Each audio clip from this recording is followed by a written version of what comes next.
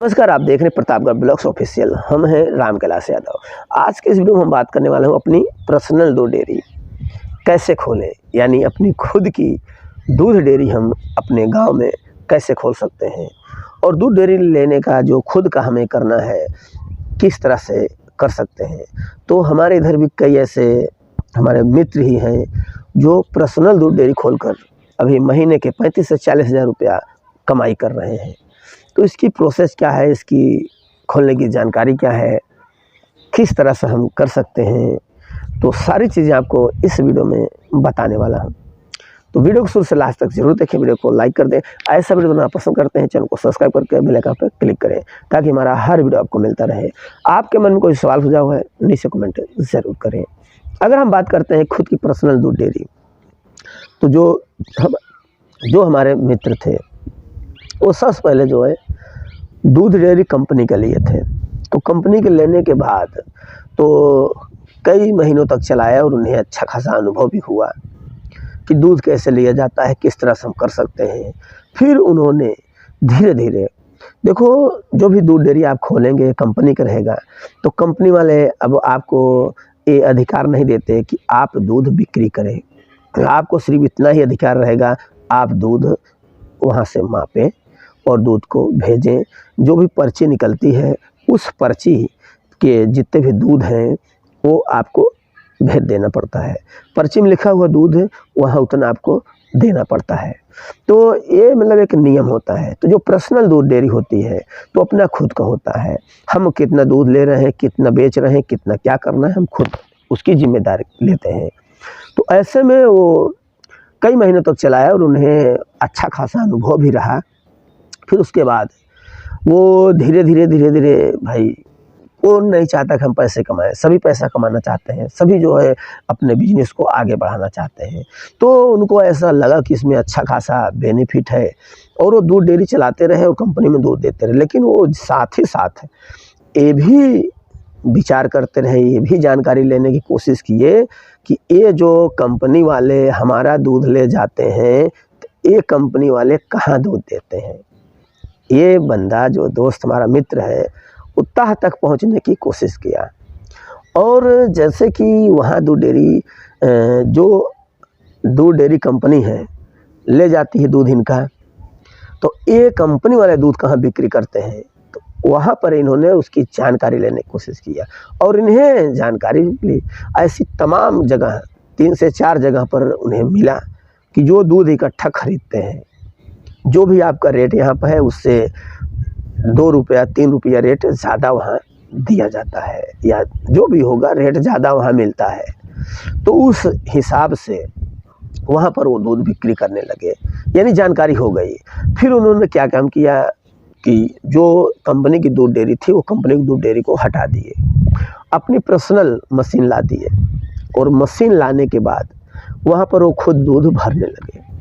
और अभी हाल में उनके दूध कहाँ कहाँ पर बिक्री होते हैं, जैसे कि मिष्ठान की दुकान, जिसे मिठाई की दुकान कहते हैं, कुछ ऐसे बड़ी बड़ी दुकानें आपको सेट कर लेना है।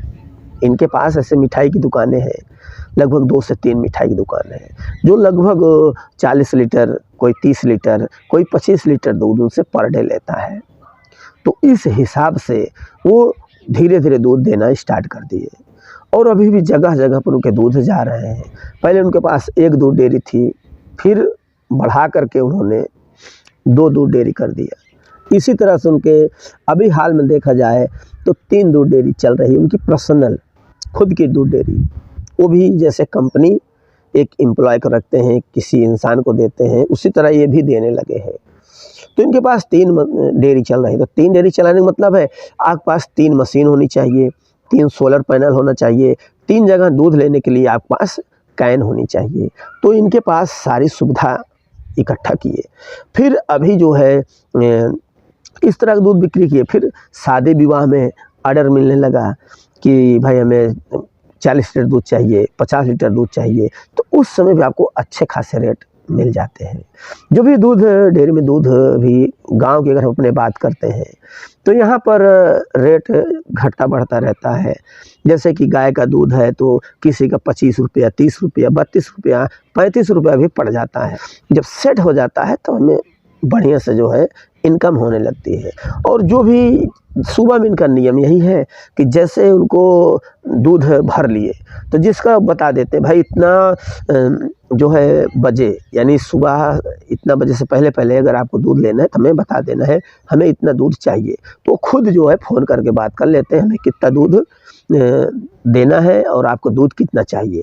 तो बता देते हैं कोई हमें 50 लीटर चाहिए, कोई 40 लीटर चाहिए, तो 3 दिन दूध डेयरी का दूध है उनके पास, तो अकेले तो हजम नहीं होगा। तो जो भी वहाँ दूध जिसको चाहता है सुबह 7 बजे 8 बजे, देखो मेरा हाथ तो है, आप कोई भी बिजनेस करेंगे हर बिजनेस में आपको मेहनत करना पड़ेगा और इंसान के भी भरोसे काम होगा और खुद आपको भी डटे या लगे रहना होगा।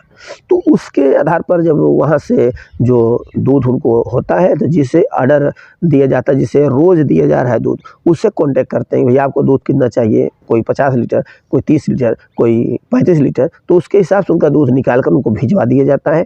जो भी दूध उनका बच जाता है तो उस दूध को वहाँ पर भेज देते हैं जहाँ पर दूध इकट्ठा लिया जाता है। तो यहाँ पर भी कमाई हो जाती है, मोटी कमाई आपको यहीं से होगी।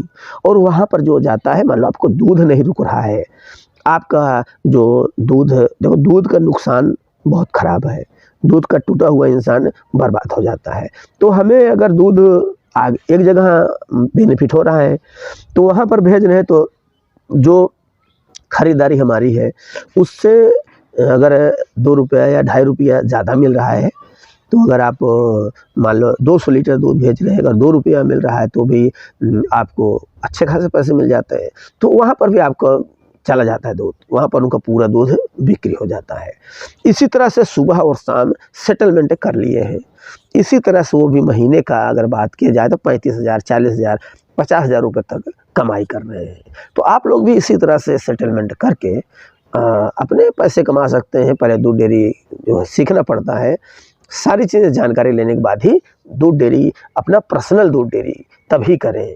नहीं तो पता लगा आप दूध खरीद लिए हैं, डायरेक्ट जो है मशीन खरीद कर लाए, कांटा लाए, बाट लाए, तराजू लाए, सब कुछ लाए और आप लगा दिए हैं। पता चला कि हमारे पास 50 लीटर दूध आ गया, अब आप 50 लीटर दूध ले कहाँ जाएँ, आप बौखला गए, पता लगा वो भी आपके घर में आपको नुकसान गया। तो ऐसी स्थिति में आपको चाहिए कि पूरी जानकारी लेते हुए या पूरी जो है खुद से जानकारी लीजिए, खुद करिए, प्रश्न करिए या जैसे भी है पूरी जानकारी लेने के बाद ही करें दूध डेयरी, तभी आपको बेनिफिट मुनाफा हो सकता है, अन्यथा आपको नुकसान देखने को मिल सकता है। तो हमें उम्मीद है कि आप लोग समझ में आ गया होगा। वीडियो अच्छा लगे तो लाइक शेयर कमेंट जरूर करें। मन में अगर सवाल है तो नीचे कमेंट करना ना भूलें। और हमें इंस्टाग्राम या ट्विटर पर भी फॉलो कर सकते हैं, लिंक डिस्क्रिप्शन में दिया गया है।